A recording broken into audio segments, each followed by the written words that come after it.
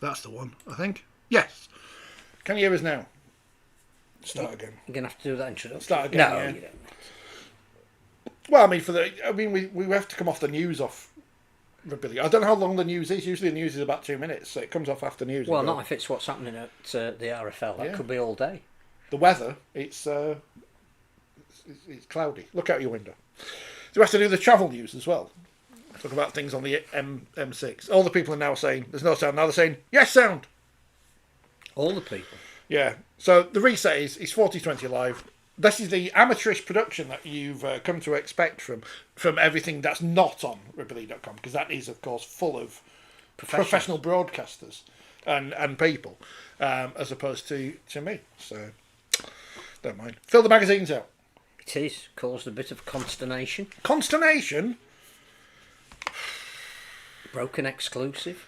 An exclusive? Which one? Well, indeed, there's more than one. You have to buy it and find out. Available if you're not in the UK, you can subscribe, of course, but you can also you can get a digital version. You can get a digital version via Exact Editions. There you go. So search for that. We're going to start by talking about the rugby in a minute, but I've already lied, haven't I? Because I say we're going to start by talking about the rugby, but before we talk about the rugby, Doug Laughton, a legendary figure in the game, player, coach, smoker of cigarettes. For those who are watching, I've turned our shirt around so it says Rothmans in tribute to the man, because that's how I remember him, as a coach on the sideline with a cig on. Yeah. But obviously, Cup Kings witness, both as player and coach, and at Leeds and so on and so forth. What do you remember about Doug Laughton? Well, I'm old enough to have seen him play, and he was out of that mould of dynamic second rowers. He was a running second rower, a bit like Dick Huddart, a bit like Phil Lowe. We produced a generation of back rowers who were incredibly fit, very fast, very tough. You could tell how tough he was because he went to play for Canterbury for a year in 1984. You didn't play in the Australian Rugby League if you weren't at the top of the game in Britain. So yeah, good player, tough player. The fact that he played for Wigan and Widnes, that would tell you that he was at the top echelon of players.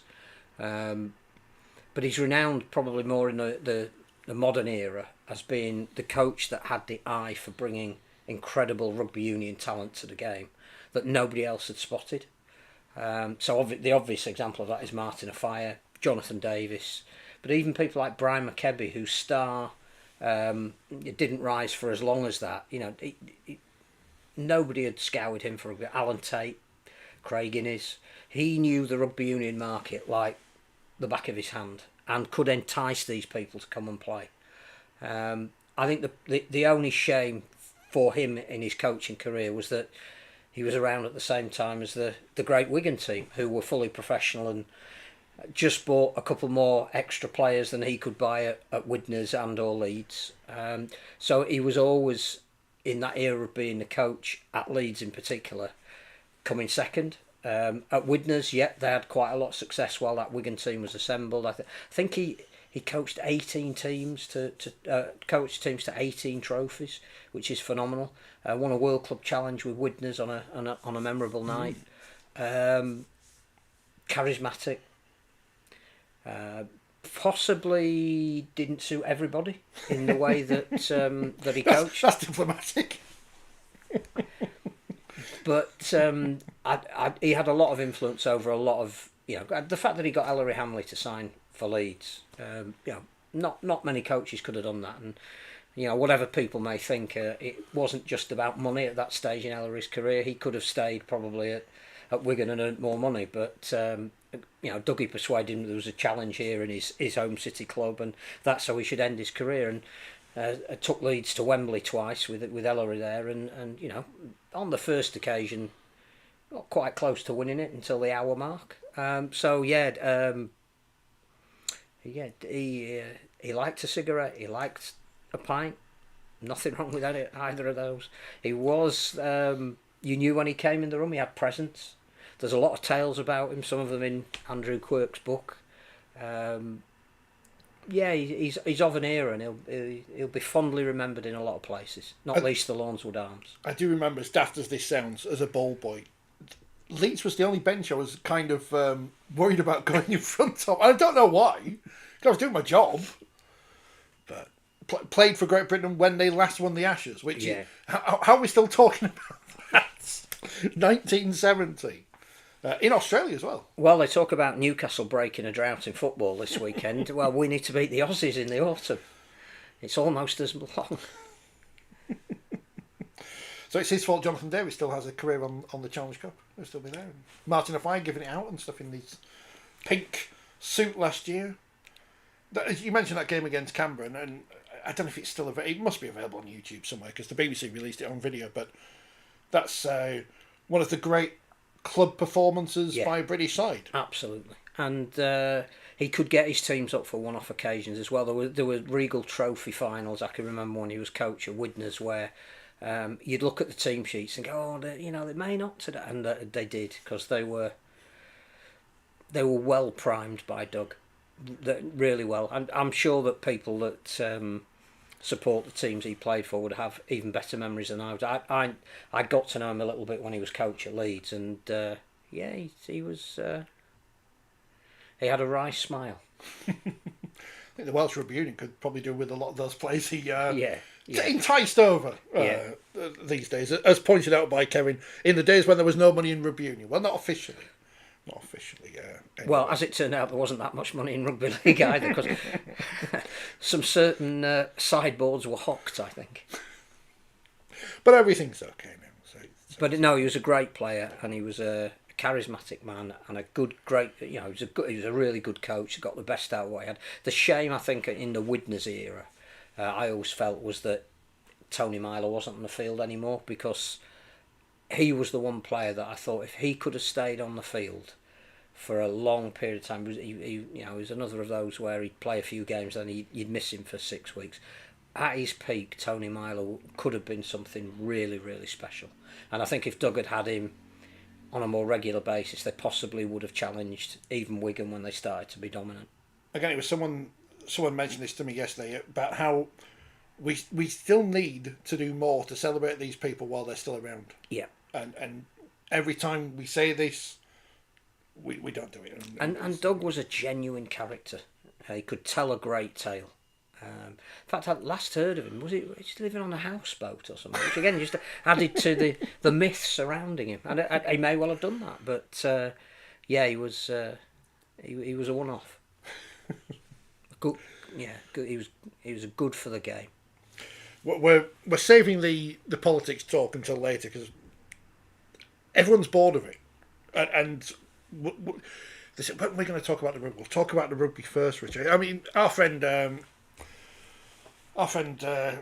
Phil, the Salford fan, will be happy because they've won a game. Well, he won't be happy because Mark Sneed's. How the hell did Warrington pull off that coup of signing Mark Sneed when Salford are skint and they need some money and Warrington need a halfback? But Salford won. They beat Bradford 26-16. I think that's not as close as. Yeah, probably as close as it should have been. I think Bradford were ahead for most of that game. So full credit to Salford for hanging in. I think the two Salford props, Chris Hill and Jack Ormonroyd, both played 80 minutes, which again is... the one thing about the Salford situation, and we haven't yet seen full resolution in this, you cannot fault the commitment of the players. No. Those who are actually pulling on the shirt are doing a sensational job. I think that is a really big result for them. I know Bradford were coming off a big defeat in Toulouse and a short turnaround and part-time team against a full-time team, but to win it late on shows a huge amount of commitment from those Salford players, and I just hope for their sake that one way or the other over the next couple of weeks, maybe before the next round of the Cup is played, they know what the situation is. They know that their future there is secure, or that they're given the opportunity to secure their future elsewhere. But I don't think you can fault anything the players are doing. The fact that it is now dragged on for as long as it has and is no closer to what you might term a resolution now, it is to the detriment of everybody that's been involved, and it is one of the straws that broke the camel's back in terms of the I think we can call it the blood on the walls coup at the Etihad. Even Even Paul really got bored of doing press conferences because he gave it over to Kurt Haggerty. My worry for Paul is that, I mean, they do have a huge game this week. You know, the game against Castleford was important for them because that was two teams that hadn't won, and you know, credit to Cass, they managed to get the win. But now they're playing Huddersfield on Thursday night, which again is a short turnaround, particularly for Huddersfield. But two teams that haven't got a point yet.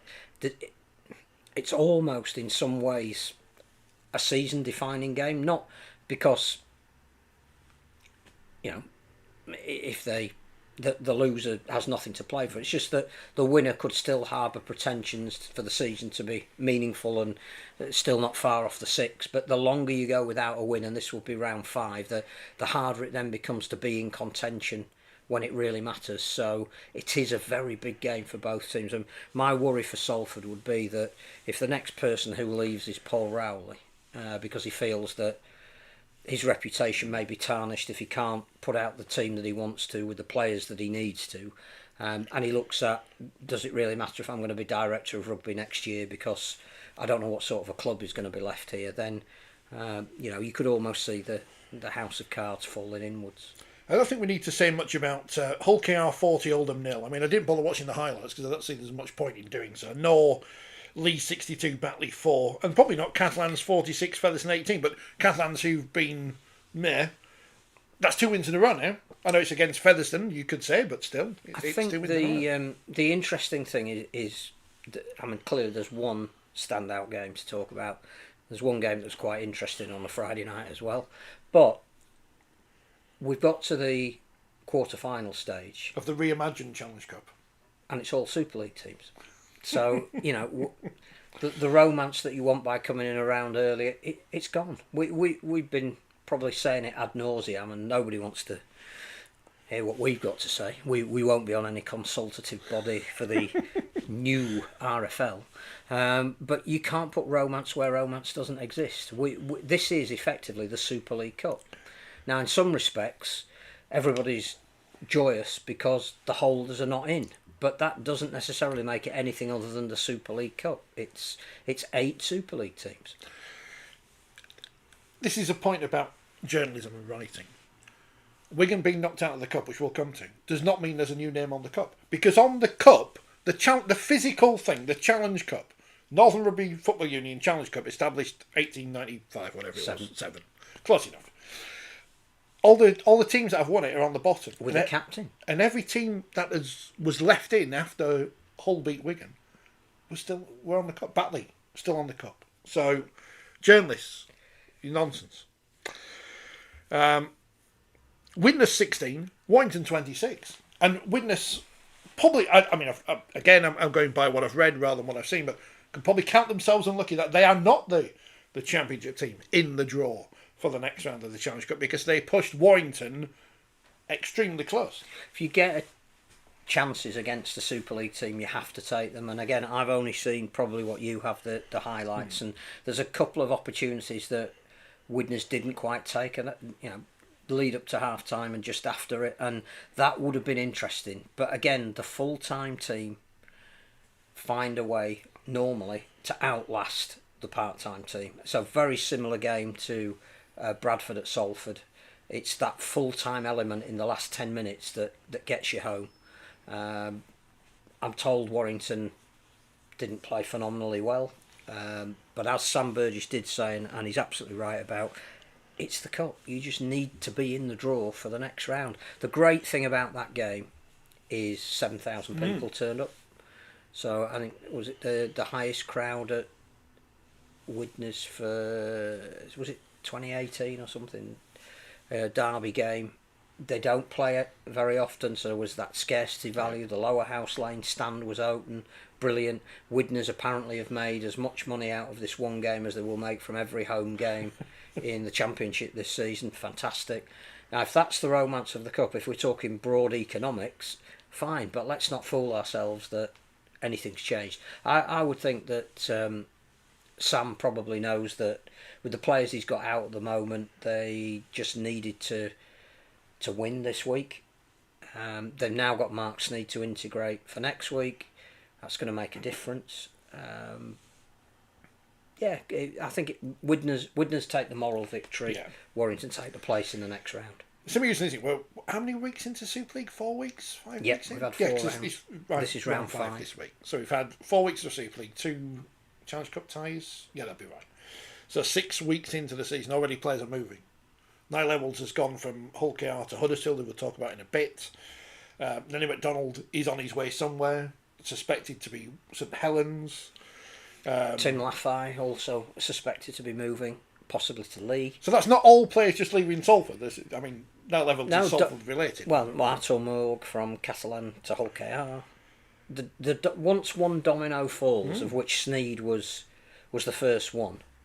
And it is the signing Warrington should have made in the close season. When Salford were initially in trouble. And also, they knew that Leon Hayes was still coming back from a long-term injury, and as it turns out, this long-term might be slightly longer than they thought. So they've been forced into doing something that it probably wouldn't have done them any harm to have Mark Sneed integrating during the close season. Now people are arguing about whether our Huddersfield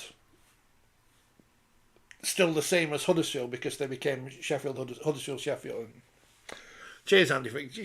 We're supposed to pretend Bradford Bulls are still different, even though they're the same. We're still supposed to pretend these things. I'm having a moratorium, by the way, because I've been picked up on apparently that I always comment on a certain club owner, so I'm trying not to mention their names. Okay. Which is going to be impossible later, but I'm trying.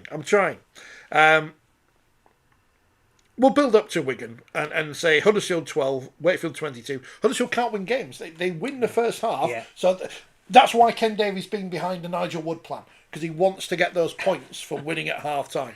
I assume Ken Davies. I think actually he's one of the few people that isn't. Oh, right. So he should be because they get points, right? So apologies to Ken Davies. I didn't mean to besmirch your good name there. Good luck with your new stadium in Halifax. But they're out. Was he supposed to hear about that today? Apparently, I read it on the internet somewhere. But they're out of the cup. They can concentrate on the league. And I think again, Luke Robinson has been extremely phlegmatic about the raft of injuries that he's had to. So that hasn't got any continuity. Adam Clune, who we just got back, is now going to be gone for a few weeks. But I think his frustration at being ahead at half time every week and going and saying, right lads, we just need to replicate what we've done. If you can just tighten it up at the start of the second half and going we've just conceded at the start of the second half. Because they must buy into what he says at the start of the game because they sound okay. It must be so frustrating for him. But they brought in Niall Levels, so he's an extra body for them, and yep, we'll see how they go with that. I know Dane Gagai's been injured for them as well, haven't they? So I just hope they get their troops back on board sooner rather than later because we want a competitive Super League. And the Wakefield return to Wembley is still on until you listen to the draw later at 9:15 and Wakefield draw somebody else. They don't need to fear anybody. No. I mean, Dreadnoughts. One of the things about Wigan losing is nobody will fear anybody in that draw now. And I think that I don't think Wakefield can win Super League this year. I think Wakefield could get to Wembley. Again? 1979 was it? Yeah, last time so that's before I'm born. Against Dougie Lawton's Widnes. Yeah. So, I can't cope with that. Can I wait for we get to Wembley again? No, I'll be in the tunnel. But they've lost Max Jowett, haven't they? Yes. What his injury is, we don't know yet. But he's gone. But Josh Rourke's in the squad, so he did okay for London. That was he's a good player. But again, that's why the squad depth is impressive at Wakefield this year, as indeed is the performances of Mike McMeekin. Yes, I mean he's the. If you were to give out Man of Steel after a month, he'd have to be in the running. He used to play for Cass, and that's an advantage in this. So yeah, it's vaguely positive. But Wakefield haven't won at home this season in Super League when I've been there, so I'm not going on Friday because they're playing Hull, and Hull are good now as well. So it's either if Wakefield lose on Friday, it's either Hull being good or me, not me. No, because I'm. Oh, I don't know. Anyway, you were at St Helens for St Helens 22, Leeds 14. We've had a message about this game on YouTube from Liz, who says, "Can we talk about St Helens and the huge disconnect between the club and its supporters? Pre-match entertainment embarrassing. Paul Whelan still head coach baffling. I think the sportsmen focus too much on the dancers at half time on their feed of the game, but that's less said about that the better." Paul Wellens. Cotham's pies are nice. I think is it not the meal deal anymore in there? No, you go and you get a voucher for the Murphy's Bar. You can have a pie and a drink. Wow. But they won. So Yeah. do we see something different in Paul Wellens that St Helens supporters see in him? Because they just seem to be and he also is in the role of coming in after they've won all of the trophies. I think I know that there are certain sections of the St Helens fans that don't like to hear about the word transition. And they would question some of the recruitment. I'm not sure. I like the way St Helens are playing at the moment. I think they've got multiple options. I think Sailor isn't yet the finished article, but takes a lot of pressure off Jack Wellesby, which makes them dangerous. I think Johnny Lomax moving to scrum half, he's able to exert a little bit more influence closer to the play. Morgan Knowles, we know, is going at the end of the year, but was absolutely outstanding. Alex Wormsby, who was injured for a lot of last year, is back to his destructive best. I don't think they're a one-dimensional team. Harry Robertson is one of the best young talents we've got in the game at the moment, and he shouldn't even be playing centre. It wasn't earmarked to be. He's a fullback. And yeah, the difference between the two teams on Friday night was probably about 8.5 minutes, and in that spell, Saints scored 3 tries. Leeds made a poor error trying to force a pass that wasn't on. Robertson made the most of that, set up Sailor for a try, and the next time Leeds effectively touched the ball, they'd conceded another 2 tries. For the rest of the game, there wasn't a lot between the teams.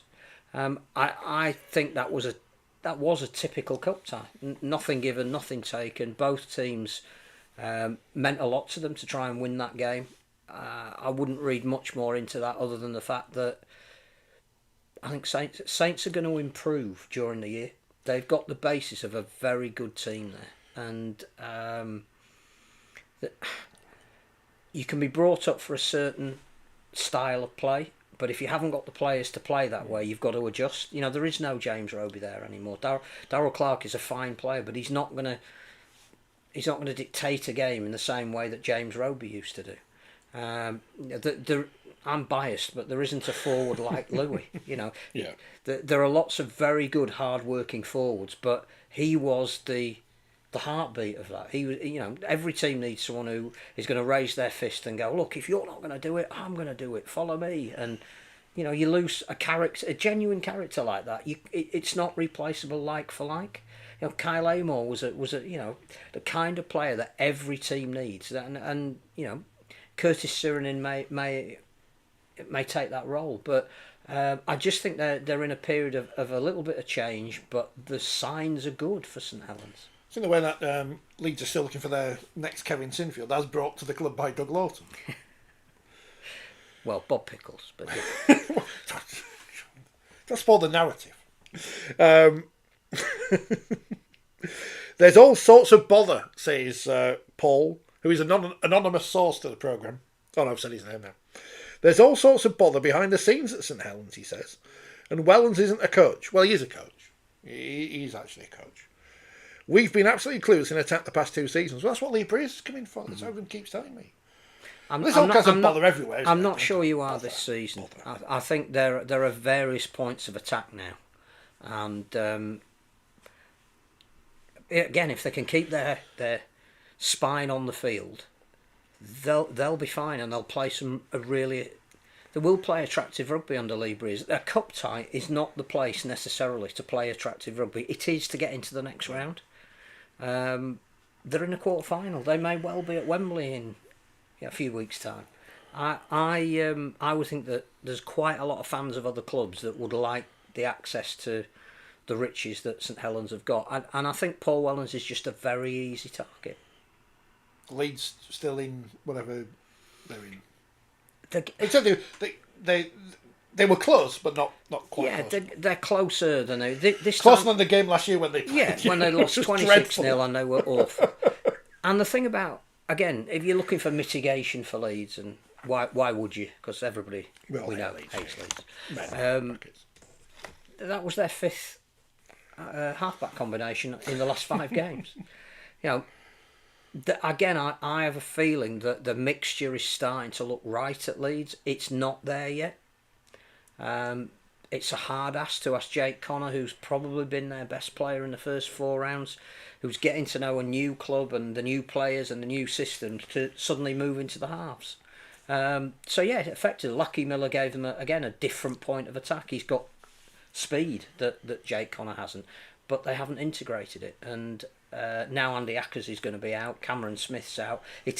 Everybody's got injuries. Yeah. I get that, but it is affecting their spine. But they are a lot more solid than they were this time last year. And again, it'd be a very interesting game against Wigan, because we normally know what happens when Wigan have lost the game, how they come back. That makes this week's clash really intriguing. But Leeds aren't a million miles away. Said the Leeds fan. I'm looking forward to that game on Friday. On Saturday. Rather. Be a good game. I was tempted to go, but I think I might try something at home instead of watching that one. But we'll see. By the way, what is it with broadcasters and not being able to get clocks to work? Sky, BBC, Sportsman. Someone's got some. Or even clocks. the referee's microphone not to be distorted. I was a big fan. Leeds were 8-0 up at one point according to the scoreboard. So well, that was good. And then it was 17-6 for quite a while. So it was positive. In the whole Wigan game. I mean, you listen to the podcast, I couldn't get the microphone working at the start. And I had time to sort it out today. That's disgraceful. So the only Challenge Cup tie we haven't mentioned yet is the one that everyone seemed to enjoy, especially those who don't like Wigan and wanted to see them take down a peg or two. And let's start by saying, right, what has driven the change at Hull? It must be a combination of everything, because as we know, in the past, when Hull have been losing a game against the likes of Wigan, that ends up 70 points to 6 or whatever. Under multiple coaches and multiple players. But here we've got a new CEO, a new owner, new coach, new players. And now they don't give up. And Lewis Martin's now the folk hero of West Hull. I think the amazing thing about that game is that Hull were 16-0 down after 16 minutes. And when Wigan gets 16-0 up against virtually any team, you probably wouldn't get odds from the bookies that opposition would come back and beat them. So that's a measure of how phenomenal a performance it was. So let's not look at it from the Wigan point of view at the moment, but the whole one. In answer to your question, if there was one single answer, every team would know what it was, and you have to get the various elements right. And clearly, John Cartwright has inculcated something in pre-season where this group of players want to play for each other. I think part of that is down to almost writing off last year. And I think they knew that things had to change. So with the benefit of the hindsight of now looking back at what happened last year, a lot of players were thrown into that environment to see if they could sink or swim. Some of them sunk. The ones that swam and are now a vital part of what happened on Saturday night. So the likes of Lewis Martin, who I think we identified on the show as being, even last year in the dire straits that they were in, to be an outstanding talent. Harvey Barron, Logan Moy, those three stood out. And because of the experience that they had last year and what they were put through and the fact that they survived that, you've now added to them a level of protection with the kind of player you've bought in Rapana and Asiata, who are not there long term. They're there to change things around. I think Amir Burra has been a revelation. I wasn't sure how they were going to replace Danny Houghton, and in fact, going back to the James Roby thing, you can't replace that. So how are you going to be different? How are you going to get somebody that's going to do the same amount of work but almost have a little bit more energy because they're younger? How are you going to replace the irreplaceable? And I'm not sure he has yet, because we're only talking 5 or 6 weeks. But yes, he was playing against the club that released him, so he had an added incentive. But he has been, over the last 2 or 3 weeks that I've seen him, absolutely outstanding. The big thing for me is Aidan Caesar, because you have to have a general. And again, if we were going to pick the Super League Player of the Month, which was given to Jai Field, and the curse of that is what we'll talk about for Wigan in a minute. I'd have given it to Caesar because I think you have to have an architect. So he's the player of the month and Mike McMeekin's the man of steel. Is that where we've got If we were having the voting now. Which we don't have a vote on. But the thing about Aidan Caesar is people say, oh, he was rubbish at his previous... Yeah. He was really good at Leeds. In 2022, Leeds got to the grand final. Aidan Caesar was the architect of that. He just couldn't stay on the field enough and missed the grand final because of an HIA. He didn't play as often as Leeds would have wanted him to play. Otherwise, you would have seen the kind of influence that he's got at Hull at the moment at Leeds. But the signs of it were there. I think he has been absolutely outstanding for them. You have to have somebody in the middle of the field that understands everything the coach wants and will be the direct representative on it. And he is. And of course, here's the massive caveat, proviso and everything.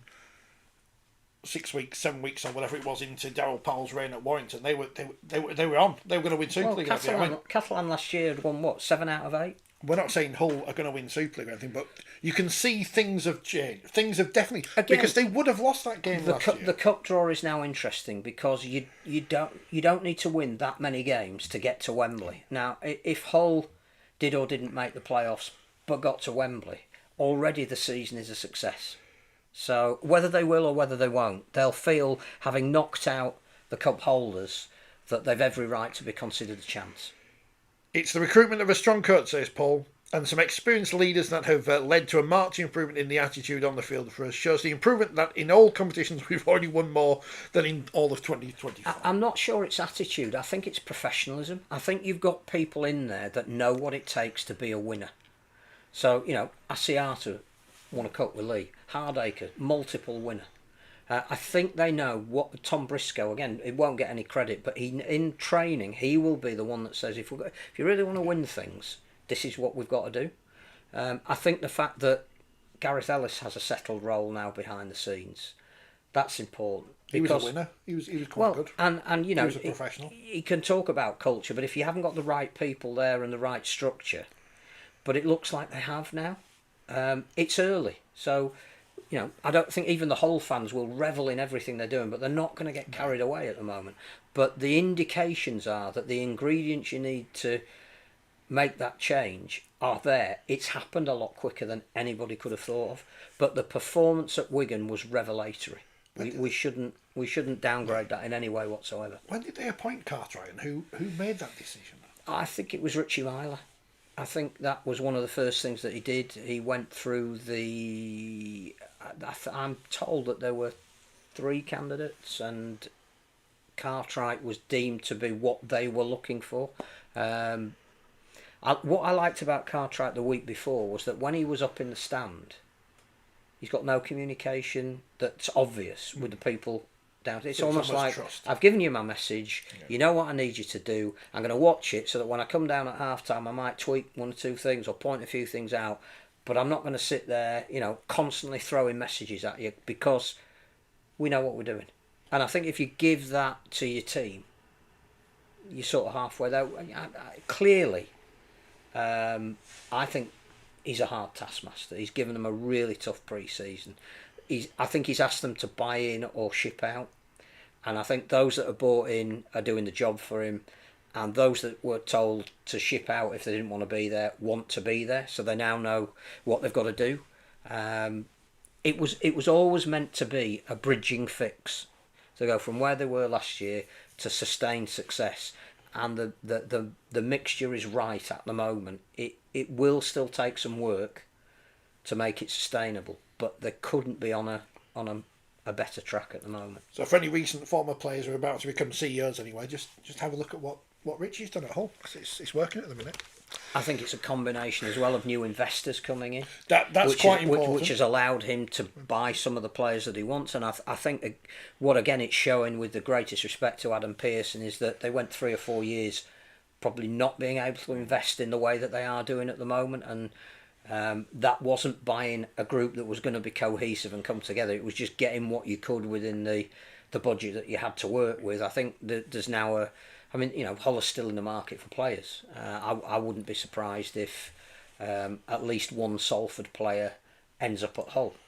They're in the market. They're going to fight for every player, and the more they play like they did on Saturday night, the more players are going to want to sign for them. So we've praised Hull enough now. So let's kick Wigan, because obviously it's either one team's good, one team bad. That's how it works. But Wigan, they don't lose from that position, and Matt Peake did say at the start of the season, they're not going to win everything. No. And they're not going to win everything. And he did say they're not going to win every competition. I don't think he meant we're going to get knocked out of the Challenge Cup at this stage. By 16-0. But is this a hangover from Vegas? No.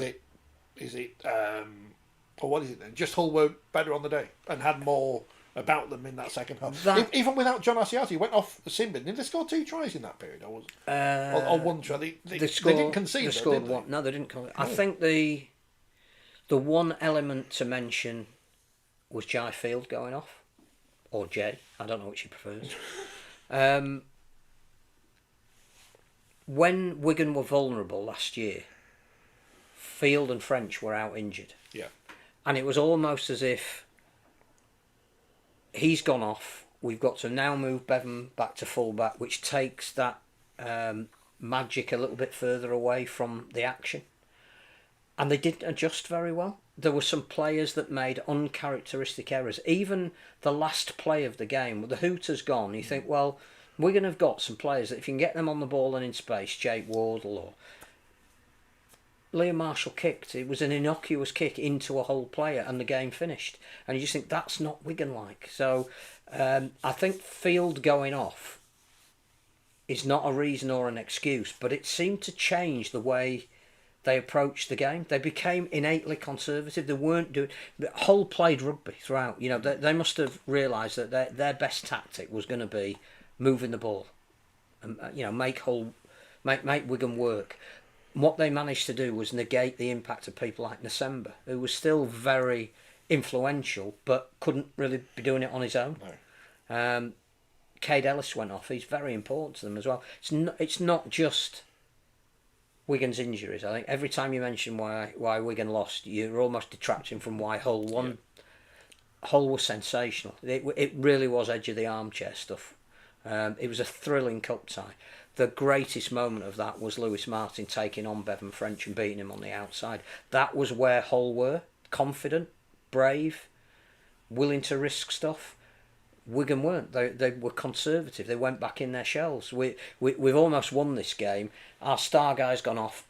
Let's step back a little bit. And it, Hull punished them. I mean, the conversion miss wasn't crucial in the end, of course, but that could have knocked them as well. But Martin scored very two similar tries as well. He was strange. Andy says, I think Warrington and Wigan are still feeling the effects of Vegas.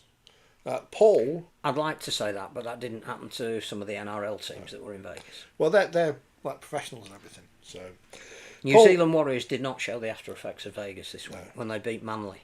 Were they in the pub afterwards? Was their coaching that? Well, actually, no. Let's move on. Don't mention the New Zealand Warriors coach.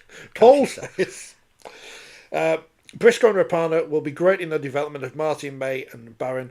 Will take us time, as you say, but for the first time in a few years, we are seeing positives ahead, but still a lot to do. That's all you need. It's little signs. But I think the one thing, Brian Noble talks a little bit about Hull in his column and how they've been the story of the season. And one of the things that's the most impressive of any is that having come off particularly last season, where if you'd been a season ticket holder at Hull, you'd almost be asking for a proportion of your money back. They've won the crowd back inside 5 weeks. Yeah. That is sensational.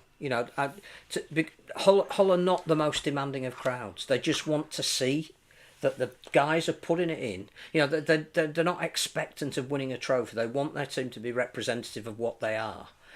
And to do that within such a short space of the 2025 season and get that crowd back on board is fantastic.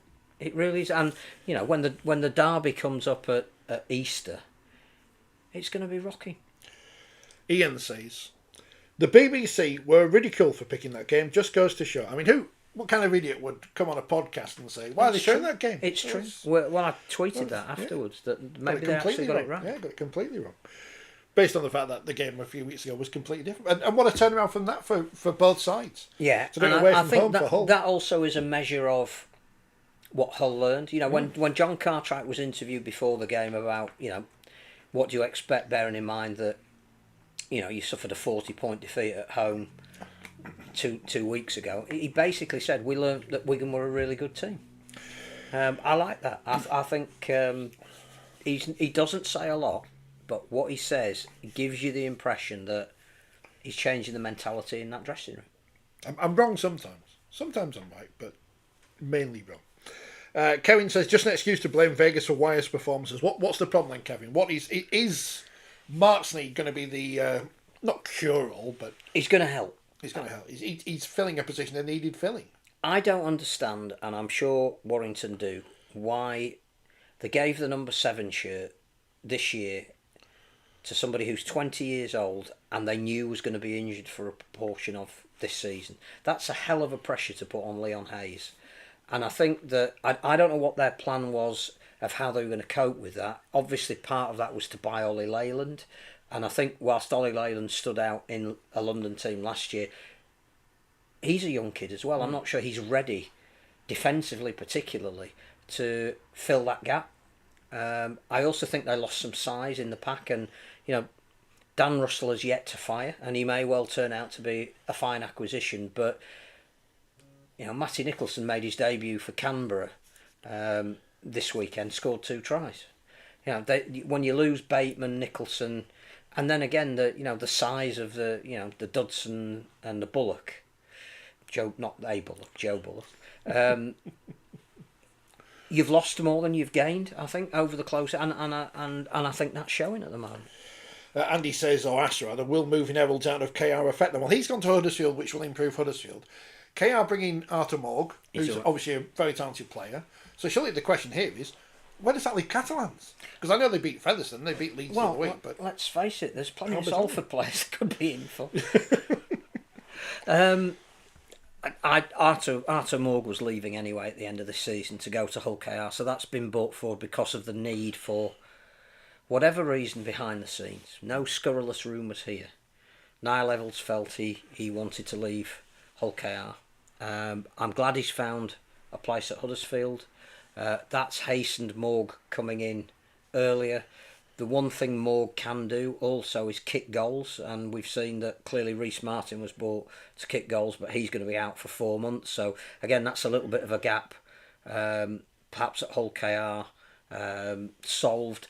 The interesting thing is going to be if there is reason to think that things have happened at Hull KR that have hastened these transfers that are non-rugby related matters, then Willie Peters got a job to hold his squad together. It'd be really interesting to see what he does. The Catalans are still playing with Sam Tompkins, who's only got one knee. But he's back now. He's back. So you know, they gave more the 7 shirt. They've also got Theo Farge.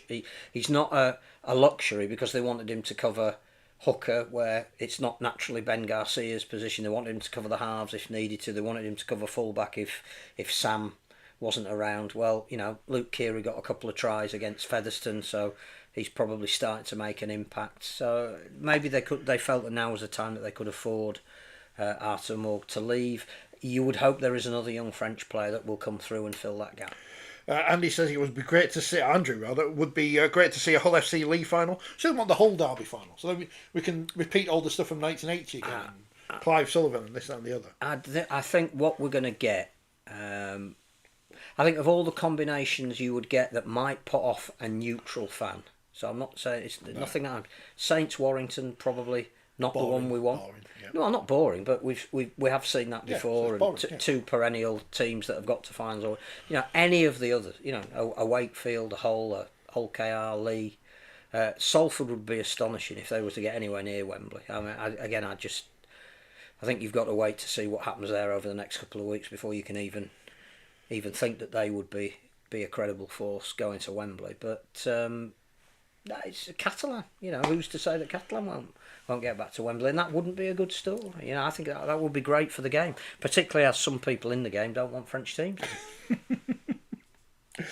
Kevin, having replied to my question about Warrington, says there doesn't seem to be the same passion and attitude, especially in defence this year. They've got Super Coach, Super Sam Burgess. Again, I don't know anything about Sam's plans for the future. But if you were to look at it from the outside, you'd say there's almost a hint that maybe Sam isn't going to be there next year. I don't know. That is purely looking from the outside in. I don't go out for dinner with Carl Fitzpatrick to get the inside. As opposed to others. Sneed was... You go for dinner with Brian Noble instead. Sneed was needed 18 months ago. Why get rid of Drinkwater? Very similar players, and he was a leader.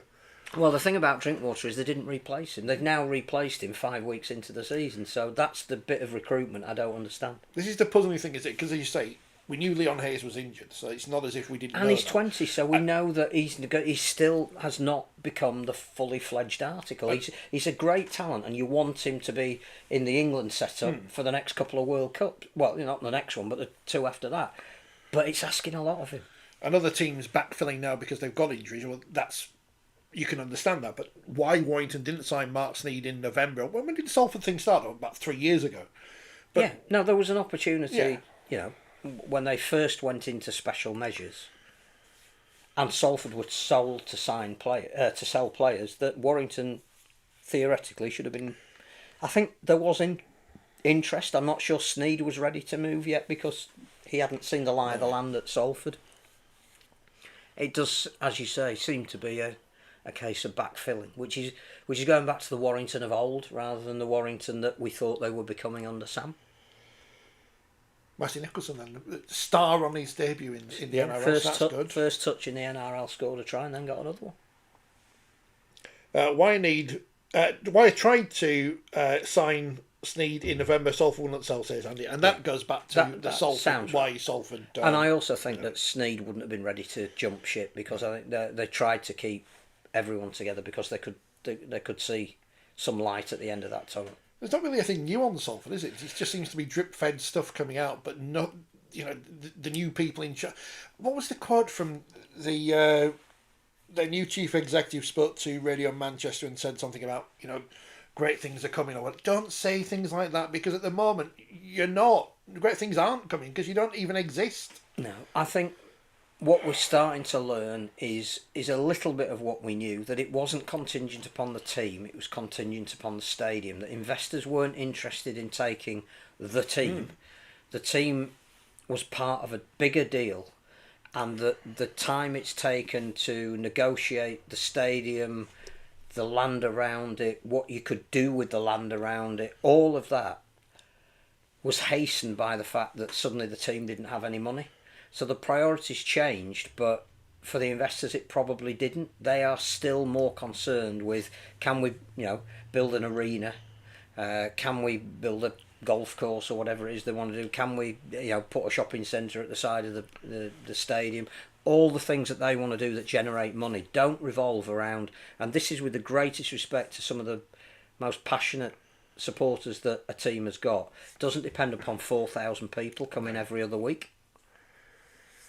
So I think that's the issue for the fact that the deal they're being forced into at the moment resolving is contingent upon a bigger deal that they need to know is happening before they'll commit money to the team. I know Salford isn't Manchester, but there do appear to be lots of music venues in Manchester. So I don't know if Salford needs one, but this week, I'll do the fixtures now, because obviously... there's some great fixtures this week. Salford Huddersfield on Thursday. That is intriguing. That really is for both clubs. Ian Watson derby. I'm assuming Sky have got him signed up. They'll be stood next to Brian and whoever. Saturday, Friday, Saints, Warrington and Wakefield Hull. But again, that's a big test for Warrington. They've had a couple of probably 3 performances in a row they wouldn't be proud of, and that's a ground where they've got to, if you're going to hope to do anything this year, they've got to look the part. The Vegas effect rather than the Burgess effect. Wakefield Hull, which of course is the excitement of... But it is exciting because Wakefield don't know who's going to win. Well, Wakefield are a club on the rise and Hull are, the next cab off the rank. They're the Newcastle United of Super League. Go the black and white. Talking of Newcastle United, we should be asking them if they can parade the Cup at Magic Weekend. Oh, yeah. Because I think they'll want any excuse to Parade. They've already got their open top bus tour booked in, But which I'm still gutted wait for they haven't done theirs. You know, come on.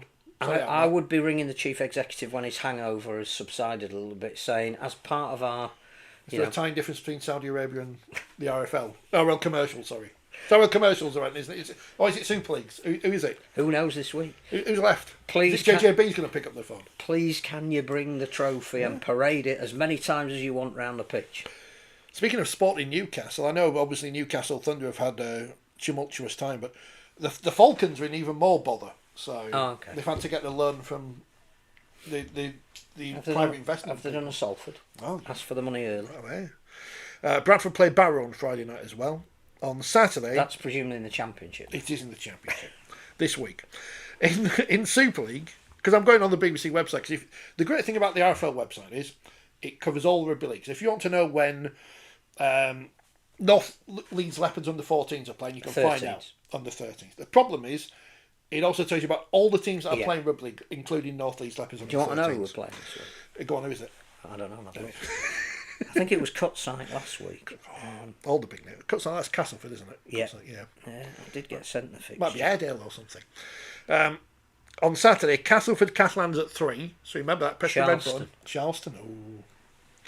Leeds Wigan half past 5. Which again, really intriguing game.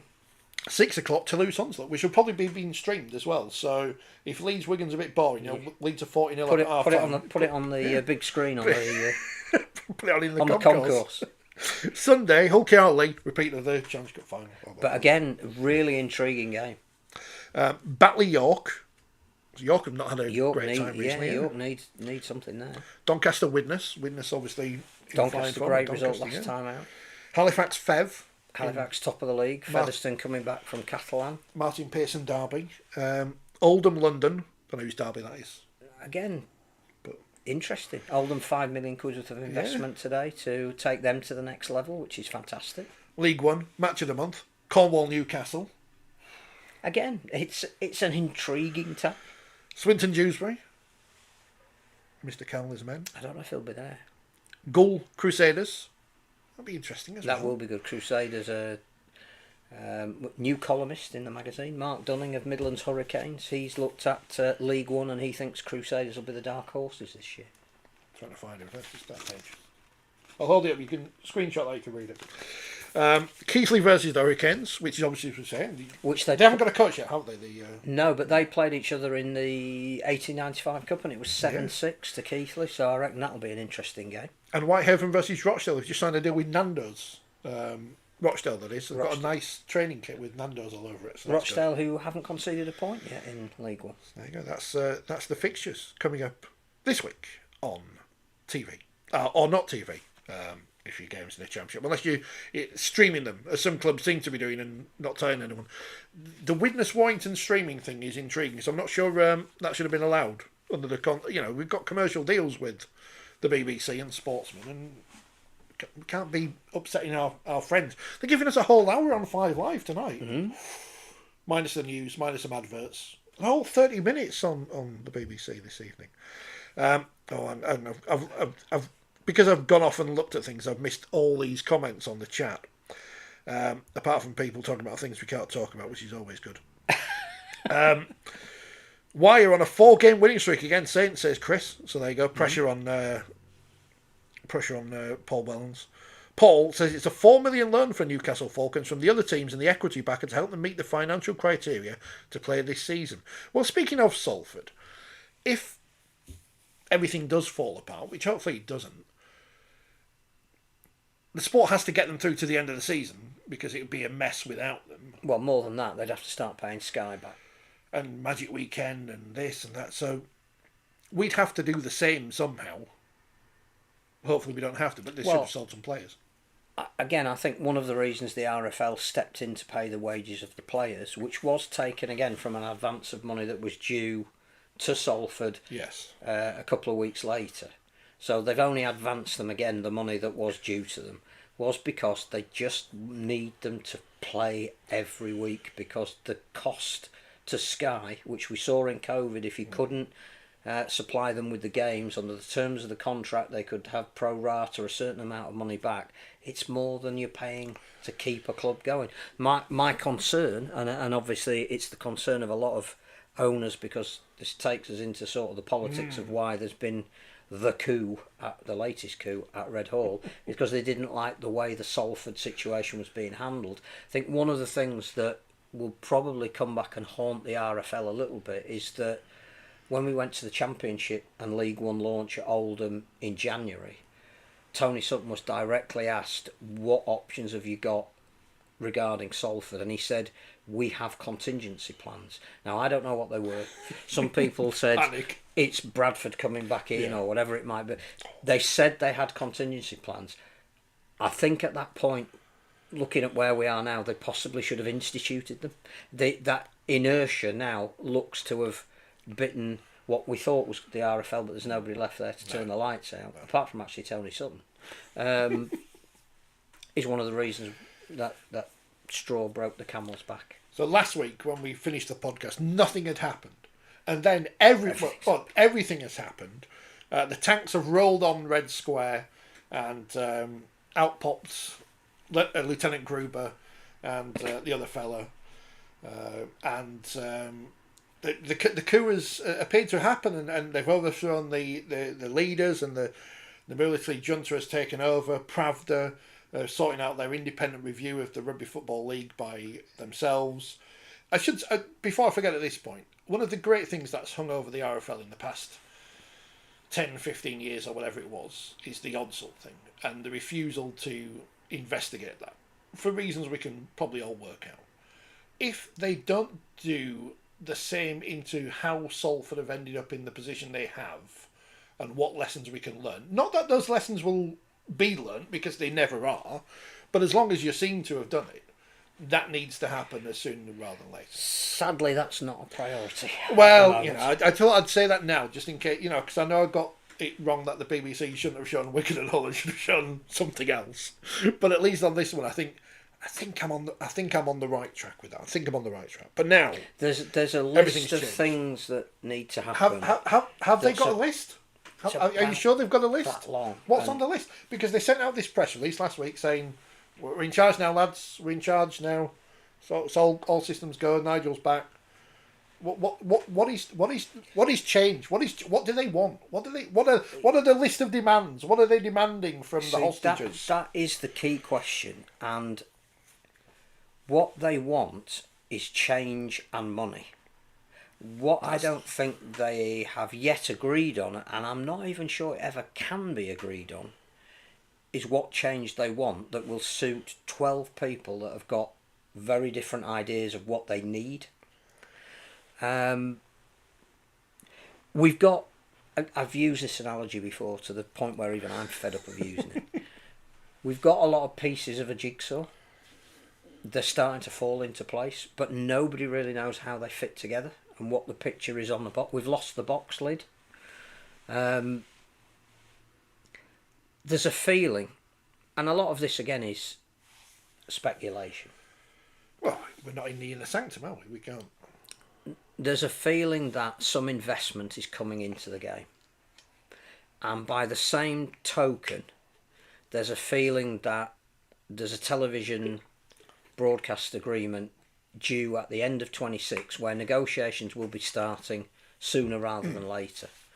And that if they hadn't taken the reins themselves, they wouldn't be able to exert enough influence over those two areas that mean the most to them. There's a lot of side issues, like London, which we can come on to. Well, yeah. Side issues like, where do the French teams fit? France. Well, that might be where they want them to stay. Yeah. There's side issues about, what does the international game look like? Lots of things that don't quite fit. There's the reputation of Nigel Wood abroad. I mean, the International Rugby League statement was was damning. Well, talking of damning statements, though, another side issue is, what is this new regime going to look like? Bearing in mind that we did talk last Monday about an email that was circulating, purportedly from women involved in rugby league, who are very concerned about the direction of travel if we went backwards to people that had been there before rather than where they thought we were going. Well, you don't hold too much store by anonymous emails. What you can do is look at the statement of the two women who stepped down last Friday, and their statement basically backs that up. Well, it doesn't basically back it does back it up. You know, if you read, we haven't got it here and we haven't got time to read it all, but if you read the statement of the two female non-executive directors who were the latest to stand down, it makes it quite clear that another of the issues that's going to need to be dealt with is this feeling that we're moving back into an era of, they call it misogyny. Jobs for the boys, that kind of. Yeah. So again, there's loads of areas. Where do you start and where it ends up? I'm not sure. The statement that came from the RFL that was written by Derek Beaumont and Gary Hetherington basically said, we are going to consult with absolutely everybody about absolutely everything, but we're going to have a report in 3 months. Well, like, you already sort of know what that report's going to say. Some of the issues that they're going to address clearly relate to how the top clubs want to see the game develop.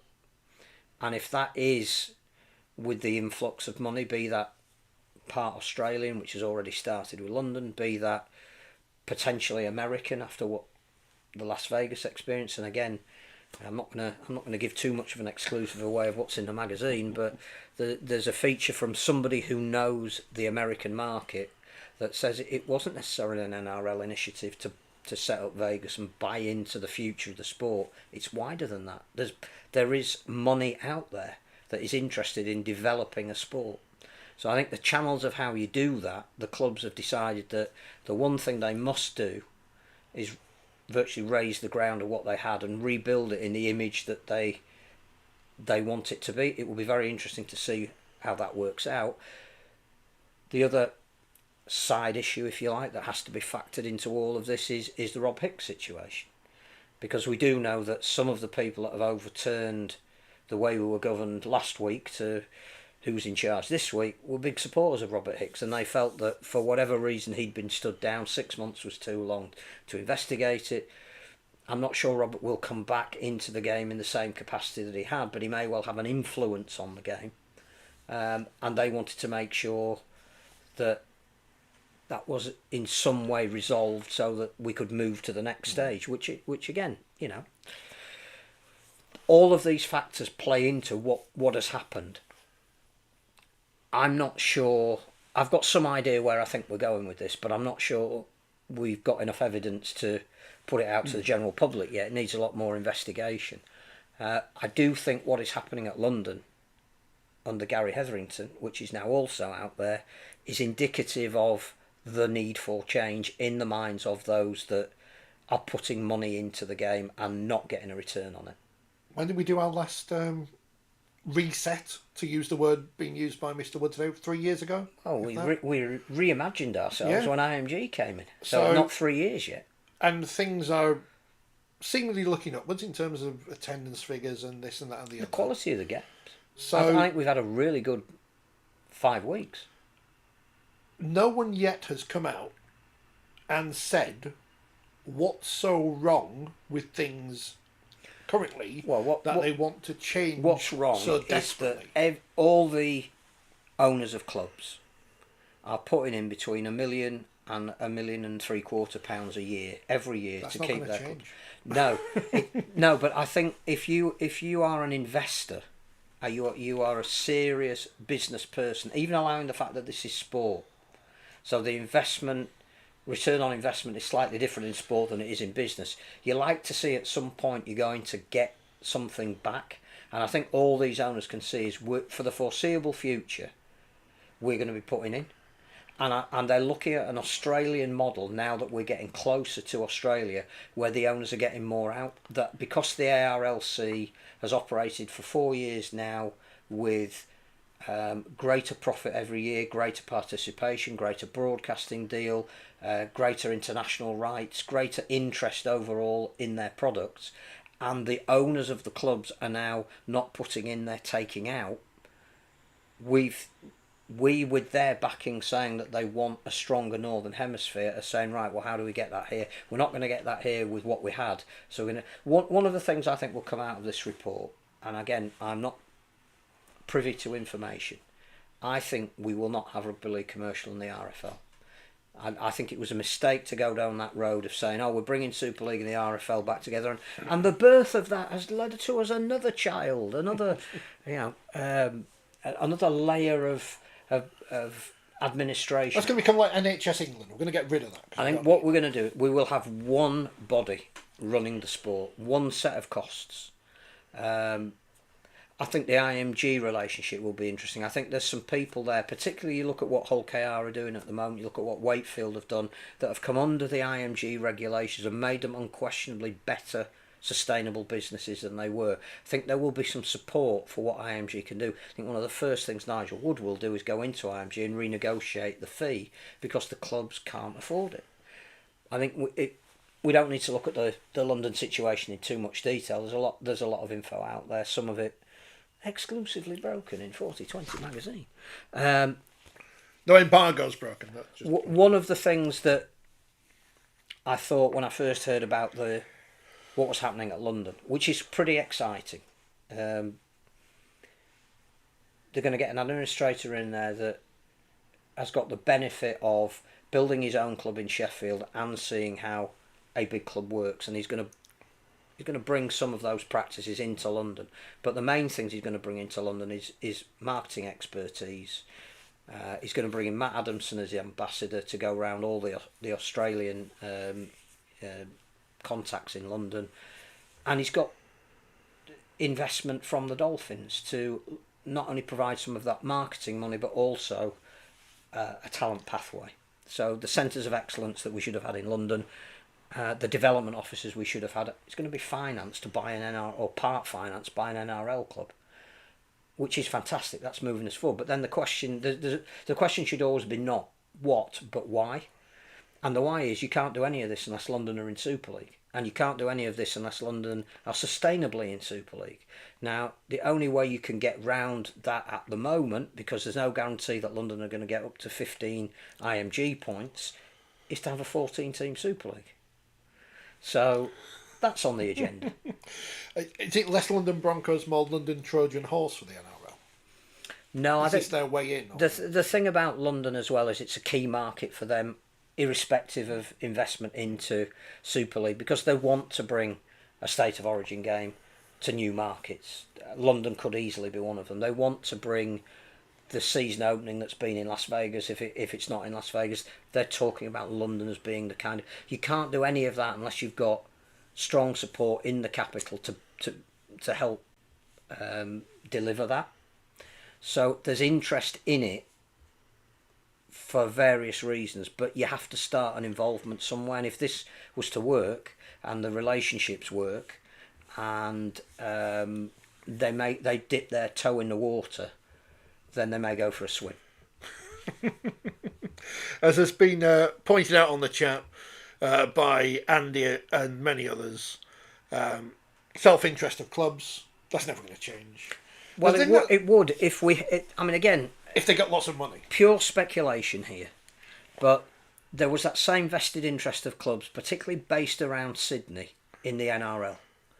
And what has changed is the Australian Rugby League Commission, on which the clubs sit but don't have a dominant voice, have followed the Volandis Abdo plan for expansion, because what they got back in exchange was more and more money, more salary cap, more opportunity to bring youngsters from the Pacific region into their clubs. So it's a two-way street. At the moment, the owners of clubs over here think it's a one-way street. So we'll see. We may get that's similar to the Australian Rugby League Commission out of it, and the vested interest will become less because the money will pay for the right to say this is the competition that we're going to have. Just need some non-executive directors that the clubs agree to and that. Well, if they can do it in Australia, they can do it here. We're available. They only need to ring. Yeah, expenses, biscuits. It's funny because we know that AMG wanted to reshape the Challenge Cup, We know that the clubs didn't want to do that. Or We know as well that they didn't want loot fixtures. wanted to get rid of Magic Weekend. Which again, well, they didn't want to get rid of it. They wanted to change it into something else. But we've seen again this year with the Challenge Cup, people, great crowd at Widnes, but people have said, we need to support the Challenge Cup more. But people aren't going to. People don't want to pay. This is, we were talking about this before we started about Newcastle winning the League Cup. Is that no one cares about it until the final? It's the Super League Cup, and until we realise that and maybe factor it into people's season tickets in some way in the early rounds, this is how the Challenge Cup is. We've not addressed the fundamental problem about the Challenge Cup, and the answer is not St Helens playing West Hull. In the the statement that was released by the Rugby Football League last week, is Gary Hetherington the chalk or the cheese in that relationship? Good cop, bad cop. It's an interesting partnership. Yeah, and they'll want very different. And one's louder than the other, but I can't mention who. They'll want very different things out of it, and it'd be very interesting to see if the final mix of what we get suits one more than the other. But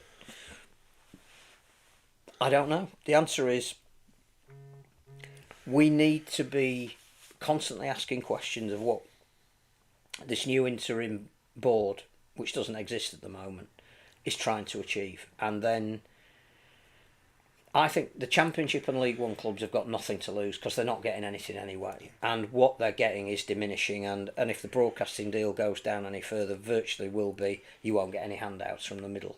So they've got nothing to lose. They're in for change. They don't know what it is yet necessarily, but it can't be any worse than what they've got at the moment. The top clubs have got owners who's have got very big pockets, but they're business people. They want to see the fact that it's more than just, could you write me a cheque to cover that, please? But you know what that cheque pays for? Massive ego boost. Because they get to walk out at Wembley and they get people chant their name. I get that. I get that.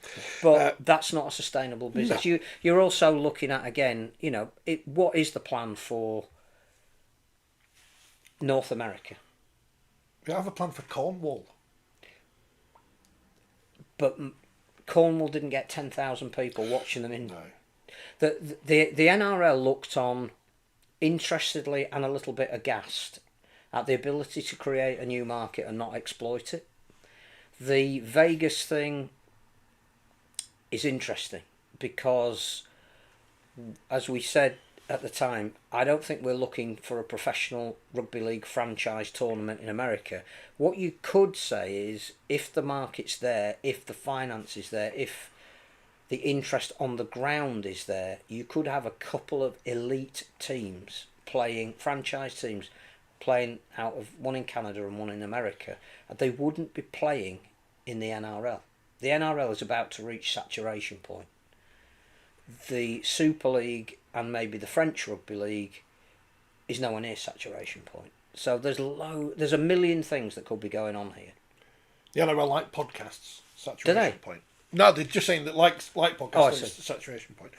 Is there anything else we need to speak about? So I think that's the big news story of the week. I mean, unless anybody's got any questions on the chat that they think we can answer or can make up an answer for. There's a new book out by Lee Addison, who I think he's been on our podcast. He has, back in the lockdown days. The rugby league coach. He's written the first book on coaching that I can remember since the first book not by Phil Larder or Maurice Bamford. It is available over in GB now. Wow.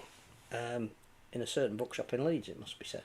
But again, Are you Leeds' number one independent bookshop? I mean, if you can claim to be anything. We would never claim that. Because that's what people do on podcasts. We support every independent bookshop wherever they happen to be because we're passionate about it. Biggest and the best, unrivalled, unless there's football on. Number one. All these. We were number 2 in Mexico earlier this week, which was very disappointing, but we're back to number 1. So back. Thanks to the one person in Mexico who listens to the podcast. Someone did ask us to talk about International Rugby League, but until we find out about the Ashes, I guess we're still in a. I think you'll find this week that there will be announcements about the Women's World Series and the Men's World Cup qualifiers. So I expect the men's not the Ashes yet though. Tomorrow, I think, and the women's Thursday. Where will the grand final be played when Old Trafford is out of fashion? They can't get money for the government. They've seen it. It looks like something from Pyongyang. I'd say it would go to the Etihad. or the which will be finished by then. The Everton's, the Super Everton's. Well, especially as Manchester City, if they get 66 points deducted, will be playing in the Northern Premier League, so they might want grand final. Can't be coming from on North Derbyshire Radio when they play against Alfreton and Buxton. I know nothing about football. Well, we don't know anything about rugby league, but we've somehow done 11 years of podcasts, so it's ridiculous, isn't it? So we'll be back next week. I don't know if we'll have a guest or not. Well, James is still a part of the team. We just, absolutely. He might be, he might not be. We might have to audition for new people eventually. If he's not, we'll be able to tell you why. Yeah. So download the podcast, but you've already done that if you listen to the podcast. You need to like and share and subscribe and do all this thing YouTubers say. Also, leave us a review on iTunes, because even if you say we're rubbish, it works the algorithm somehow. And if you listen to us live on rugbyleague.com, let us know what you thought of the programme if you're a first-time listener. Coming up on rugbyleague.com in a moment, music. Is it? Yeah, rock music. Is it rock music? I think it's rock music. I don't think we've got a Is it hair metal? It's Batman Turner Overdrive. We haven't seen nothing yet. It's not that, because I don't know what Steve's going to play. Living on a Prayer. Yeah, all the songs. Rugby League, Living on a Prayer. That's us. ELO, is ELO rock? They're not rock, are they? I think so, but I'm older. I mean, the stuff I play on the radio every day, I don't know any of the songs. I don't know any of the songs. I don't know any of the people. I don't know what to look for. We'll be back next week with more Rugby League. So thanks for listening. More Rugby League, less rock. More Rugby League, less rock. So I'll put my hair. I'll put my hair down next week so I look more rockish. Yeah, we're just I'd love to, but I can't. Adios. Stop streaming before we